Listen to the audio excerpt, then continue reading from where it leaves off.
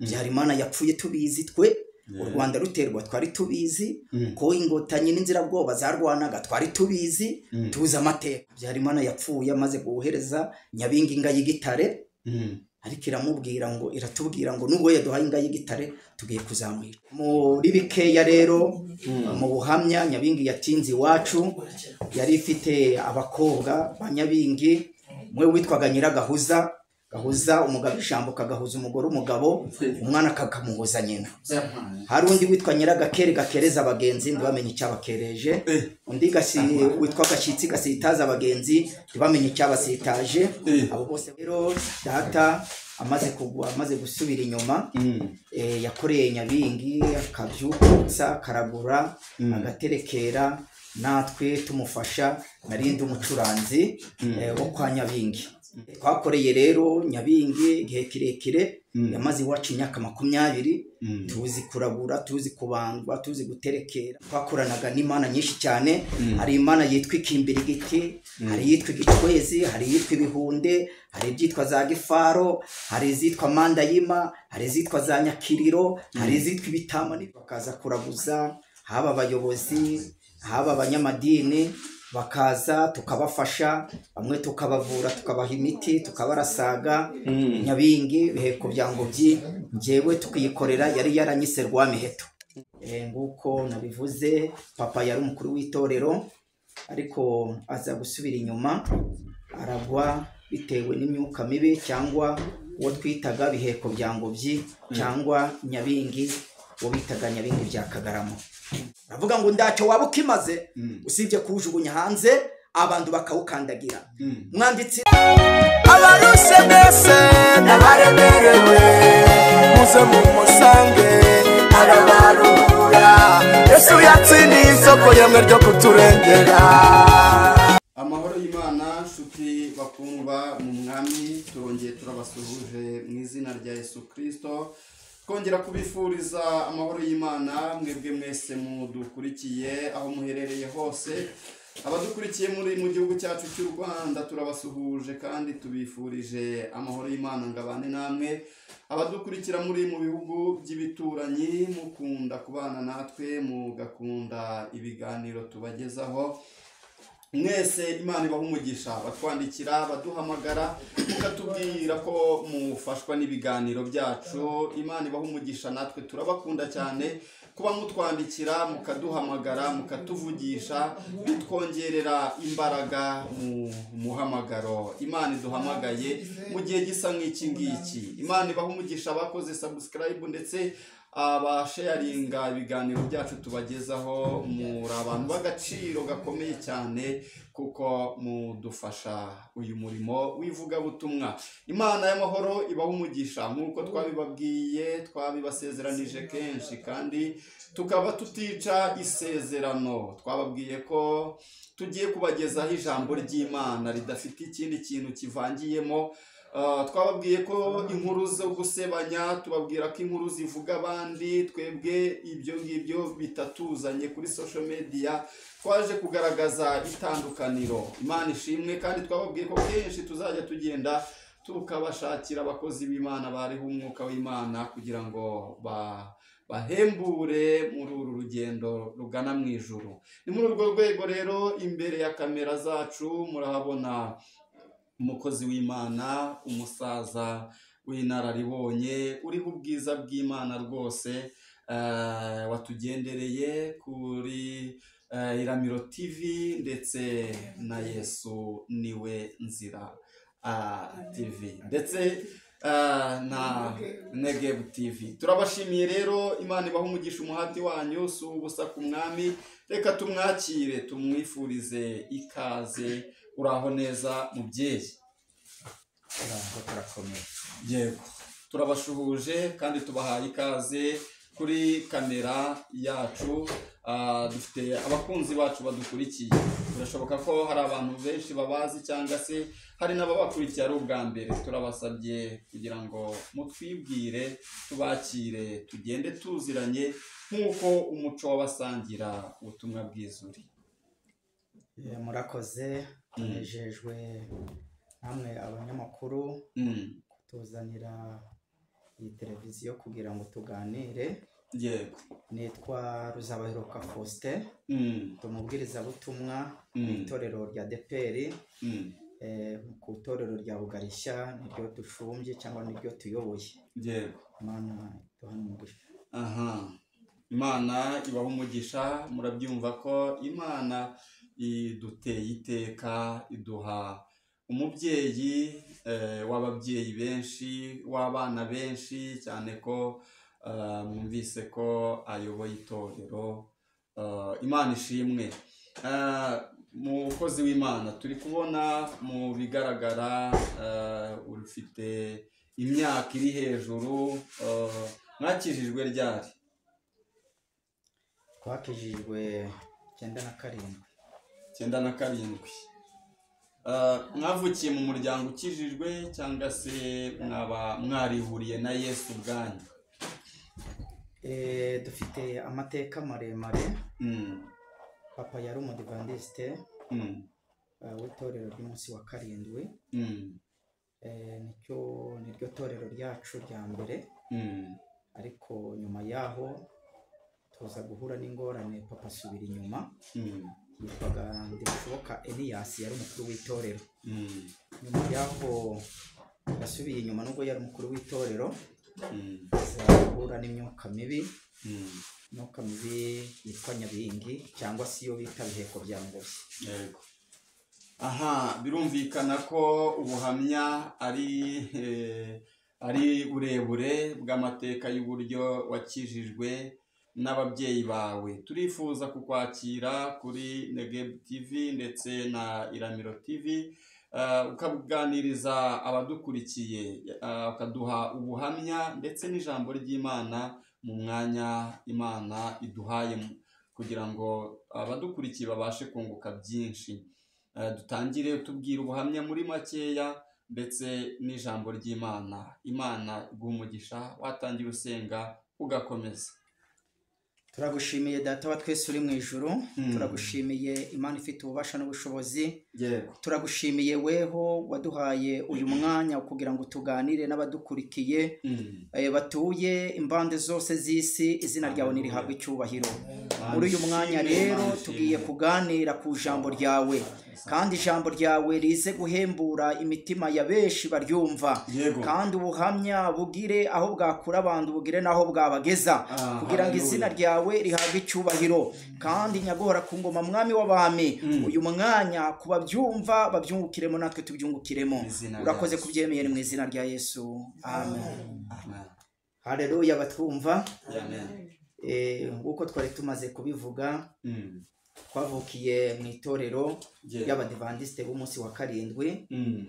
Nguko nabivuze, papa yari umukuru w'itorero, ariko aza gusubira inyuma, aragwa bitewe n'imyuka mibi, cyangwa uwo twitaga Biheko bya Ngobyi cyangwa Nyabingi, uwo bitaga Nyabingi bya Kagarama.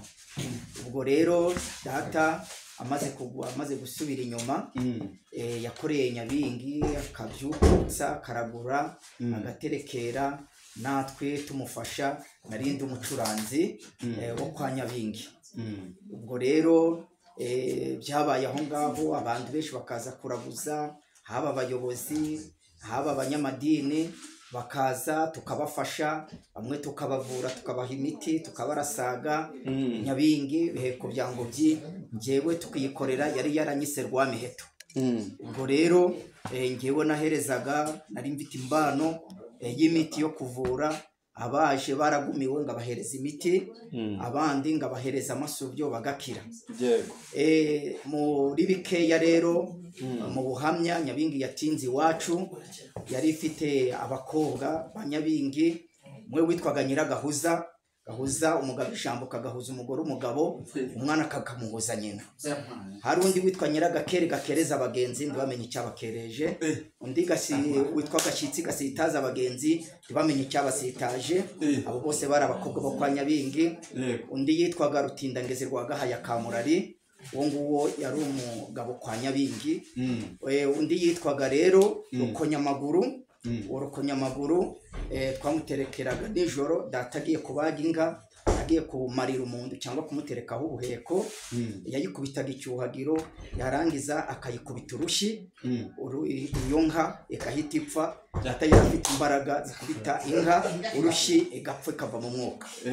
Twari dufite rero imbaraga nyinshi cyane za gishitani ariko icyo gihe twavuga ko ari ababyeyi cyangwa mukaka muzima. Twakoreye rero Nyabingi igihe kirekire yamaze iwacu imyaka 20 tuzi kuragura tuzi kubandwa tuzi guterekera tuzi gukora ibintu bya gipagani byinshi cyane atari yarazi kuraguza urugimbu inzuzi igikondo.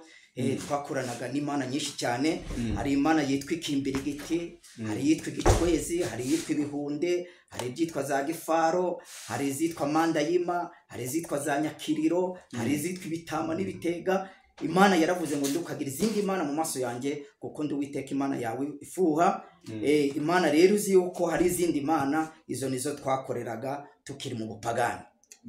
Icyo gihe rero byabaga uko nguko ndi umusore ndi umusiribateri nari ndarakazana umugore. Ndibuka igihe kimwe hari kuwa kane hari igitaramo twabyukurukije abantu baje kuraguza ari benshi. Nyabingi irabyukuruka iravuga ngo u Rwanda rugiye guterwa ingotanyi zateye u Rwanda tubizi. Yaraje irabitubwira irangije iratubwira ngo kandi ngo u Rwanda rugiye kuzafatwa n'undi mutegetsi. Byarimana yapfuye tubizi twe u Rwanda ruterwa twari tubizi ko ingotanyi n'inzirabwoba zarwanaga twari tubizi tuzi amateka. Byarimana yapfuye amaze guhereza Nyabingi inga y'igitare ariko iratubwira ngo nubwo yaduhaye inga y'igitare tugiye kuzamwica. Yari yaramwise Gisunzu itubwira impamvu igiye kumwica. Ibyo ngibyo twari tubizi ariko iratubwira ngo azasimburwa n'umusaza w'amatama manini nagera hakurya y'amazi nawe azapfa uwo nisindeho ku bwabo. Twari tuzi amateka rero anari nayo mpamvu hari abantu benshi badakizwa bitewe n'amateka yo bafite hirya y'ubupagani. Ariko turashima Imana yo mu ijuru yaturengeye ikadukiza ikaturokora tukava muri ibyo ngibyo byose. Yesu akaba yaratweretse ubuntu bwe. Numva rero mu gihe gitoya tubibwira badukurikiye ubuhamya n'ubwo ngubwo ariko mu myaka 20 ni myinshi twakozemo byinshi bibi twariye iby'abandi twayobeje abantu benshi cyane ariko turashima Kristo waduhamagaye akatugabira umurimo. Imana yo mu ijuru ihabwa icyubahiro. Ijambo ry'Imana rero dufite turisanga mu butumwa bwiza ba Yesu Kristo bwanditswe na Matayo. Ibice byaho ni ibice 5 ku murongo wa 13. Matayo ibice 5 ku murongo wa 13. Muradufasha? Yego. Some mu izina rya Yesu ubutumwa bwiza bwa Yesu Kristo ko bwanditswe na Matayo ibice 5 umurongo wa 13. Aravuze ngo muri umunyu w'isi mbese umunyu nukayuka uzaryoshywa n'iki? Ntacyo uzaba ukimaze keretse kujugunywa hanze abantu bakawukandagira. 14. Murakoze. Ahangaha twumvise ijambo ry'Imana. Yesu yabwiye intumwa ze arazibwira ngo muri umunyu w'isi. Yego. Aravuga ngo mbese umunyu nukayuka uzaryoshwa n'iki? Arongera aravuga ngo ndacyo waba ukimaze usibye kujugunywa hanze abantu bakawukandagira. Yego. Turashaka kugira ngo tuganire mu gihe gitoya kuryoshya. Yego. Kuryoshya. Yesu avuga yari amagambo yari afite intego yuko abigishwa bagomba guhinduka umunyu bakajya guhindura ibyaruraga ibitaryohaga bagahindura isi ingezi. N'umunyu w'igikukuri bashyira mu biryo byari bidafite gahunda yo gushya vuba wawushyiramo ibiryo bigashya vuba. Hari umunyu witwa umunyu w'abadiyabete. Uwo munyu abarwayi barawurya ukabatunga. Hari umunyu w'inka inga zirigata cyangwa se bakawuhereza inka. Uwo munyu nawo ubaho. ariko Yesu Kristo yarazi umunyu wavuze uwo ari we. Haleluya, amina. yarazi umunyu wo yaravuze uwo ari we. Iyo myunyu yose nubwo yariwe utyo, ariko abari batuye isi cyangwa batuye isi ndabwo iyo myunyu yose mvuze ariko bayirya. Umunyu yavugaga ni umunyu witwa urugera. Abangurukiye haleluya, amina. Uriya munyu witwa urugera yusize mu bishaririye, uwo munyu uraryoha. Uraryoshya ibyo kurya, ukumva ugize peti, ukumva ibyaruraga bizanye uburyohe. Yesu rero yashakaga ko abasigiye umurimo, agiye kuzasigira umurimo, abahamagariye kwamamaza ubutumwa ko bagenda bakaba umunyu w'isi. Mana yacu tugirire neza. Aza kugira ikibazo aravuga ngo mbese umunyu ko byashoboka ko bazahura n'ingorane cyangwa bazahura n'ibibakamura, umunyu nukayuka uzaryoshwa n'iki? Aravuga ngo ndacyo waba ukimaze usibye kuwujugunya hanze abantu bakawukandagira. Mwanditsi rero Luka we Mariko yaravuze ngo ndagukwiriye n'icukiro, ndukwiriye n'umurima, kuko uwo munyu washizemo uburyohe uba wandagaye. Harimo abantu benshi cyane bajya bapirata ibintu, bajya bakora ibintu uko bakabishyira mu mwanya uko byari bitari. Bagafata umunyu bakawujagamo amazi ukaremera, wajya kuwugura ku mabakuru cyangwa kuki, washyira mu ngono wa munyu ndukore, ndugira ingufu, ndugira uburyohe, kubera ko barangije kuwupirata bakawukayura. Hari abantu benshi rero mu matorero no mu madini, abatuye isi hirya no hino bavuga ko basenga Imana, kuko kuri iyi si yacu abadukurikiye, muri iki gihugu cyacu kubadukurikiye, nta muntu udafite itorero cyangwa idini. Muri iyi minsi abantu barakayutse, bashizemo uburyohe. Ibyo Kristo yarashaka ko babacyo ntabwo babaye cyo, umumaro yarabashakaho ntabwo ari wo mumaro bafite. Abantu barakayutse, abantu bashizemo uburyohe. Ababwiriza butumwa barakayutse, kwirirwa batongana, kwirirwa bashaka indamu, kwirirwa basebanya, kwirirwa bashaka ibyabo. Ababwiriza butumwa, abaririmbyi hirya no hino, abantu barakayutse kubera ko icyo Kristo yarabahamagariye ntabwo ari cyo bakoze. Muri iyi minsi uracyafite umwimerere w'umunyu, muri iyi minsi uracyafite uburyohe. Bibiliya ikatubwira ngo uzirikane guhamagarwa kwawe. Yesu yahamagaye bariya bagabo 12, abahereza ubutwari, abahereza ubushobozi, kandi arababwira ngo mwebwe muri umunyu, abahereza ubushobozi bwo kuba umunyu. Ariko ikibazo uko wahamagawe uri niko kiri, warakayutse, washizemo ubwumba. Imvugo yawe uravuga ngo wakayutse, imiyoborere yawe muri departema zitandukanye uragaragara ko wakayutse, mu mibanire yawe n'abandi ugaragara ko wakayutse, mu nama utanga umunyu muzima, utanga ibyarangije gukayuka, mu biro ubamo warakayutse. Aho ndicyaba ari igitugu, aho ndago zaba ari inama mbi. Ikintu cyose kitabyarira Kristo umusaruro kigaragara ng'umunyu wakayutse. Umwanzuro rero Kristo yatanze aravuga ngo niba uwo munyu gukayutse ndacyo waba ukimaze, usibye kujugunywa hanze abantu bakawukandagira. Bibiliya iravuga ngo hanze hazaba imbwa n'abarozi n'abasambanyi n'ababeshyi n'abakunda kubeshya bakagira ute kubikora. Mana yacu nihabwa icyubahiro, kandi tugarurire imbaraga ngiza kera. Mana yacu ihabwa icyubahiro.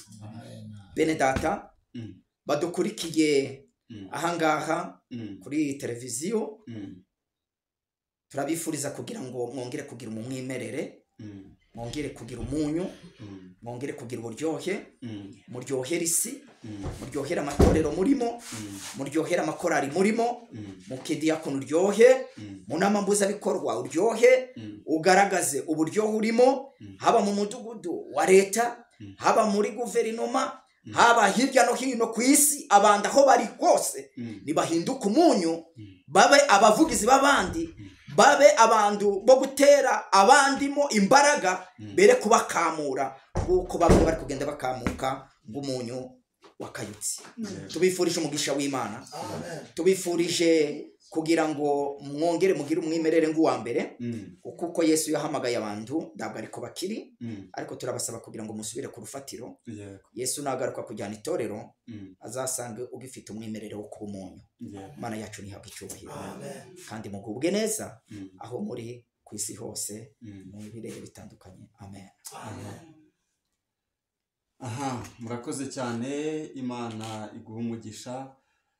Uratuganirije ijambo ryiza cyane, turi umunyu w'isi. Ni ngombwa ko nshuti muvandimwe aho uherereye hose, itorero ubarizwamo cyangwa se idini ubarizwamo, ukwiriye kuba umunyu ukaryoha. Ntabwo ukwiriye kururira abandi cyangwa se ngo ubere abandi igihanda, ahubwo ukwiriye kuba igisubizo, ntabwo ukwiriye kuba ikibazo. Dushimiye rero umubyeyi wacu ku ijambo ryiza atuganirije ryuzuyemo impuguro, kandi rwose nge ku giti cyanjye ndafashijwe. Reka twegereze ku musozo tubabwira ko ibiganiro byacu ari akagaruka. Niba utarakora subscribe uyikore kugira ngo tugumane kuri iyi channel, kandi ndakumenyesha cyangwa se ndagusezeranya kuzakomeza kugenda uhungukira byinshi bigiye bitandukanye. Tugiye gusenga, usengere bene data badukurikiye. Hari abadukurikiye barwaye, hari abadukurikiye bashonje, hari abadukurikiye bafite ibibazo bigiye bitandukanye. Aho hose uko umwuka w'Imana kuyobora, ugende ukorayo, usoze uduha adresse y'uburyo umuntu yifuje ko musengana, cyangwa se inama cyangwa igitekerezo yakumva ashaka ko muganiraho yakubona. Imana ibahe umugisha. Turagushimiye data wa twese uri mu ijuru, tugushimiye ineza n'urukundo rwawe, tugushimiye ihumure watanze ku isi kugira ngo abari batatanijwe hirya no hino n'imvune zibaremereye mu mitima wongere kubunga binyuze mu mbaraga z'ubushobozi bw'Imana data wa twese n'umwuka. Izina ryawe nirihabwe icyubahiro. Muri uyu mwanya rero dusengeye abatuye isi bose, abatuye igihugu. Mwana w'indama w'Imana, soko y'amahoro, weho uzana umugisha, ntihagire ikibi kitangira muri wo. Turakwinginze kugira ngo abadukurikiye bose Mana bafite ibibazo by'uburyo butandukanye. Hari ababuze amahoro yo mu mutima, hari abarwayi barwariye mu bitari bito n'ibikuru, hari abarwariye mu ngo zabo, hari abandi nyagora ku ngoma mwami w'abami bafite umutekano mukeya hirya no hino. Mwami turagusabye kugira ngo utange ihumure mu bantu bawe. Ubwoko bwawe buraremerewe. Mwami tanga ihumure, utanga ububyutse mu matorero atandukanye mu izina rya Kristo Yesu. Hagurutsa abo Satani yarangije kumugaza mu mitima, hagurutsa abo Satani yarangije gukuramo uburyohe bw'umwimerere batakaje nyagora ku ngoma icyizere Kristo yari yarabagiriye, bava mu ruhande nyagora ku ngoma bw'ubushobozi bwa Kristo Yesu. Ariko turagusabye kugira ngo wongere ugaruke ku bantu bawe. Hari ababuze rero uko bakwigenza Mana, hari mwami abafite mwana w'indama w'Imana ibibazo by'uburyo butandukanye, hari ababuze amazi yo kubamo, hari ababuze ibyo kurya n'ibyo kunywa, hari ababuze amacumbi. Mwami tabara, kuko Imana ishobora byose kandi uri Imana ibonekera hose icyarimwe. Tanga umutekano. Amen. Kuba dukurikiye, nomero ya telefone yanjye ni 078 550 241. Murakoze, Mana ibagirire neza.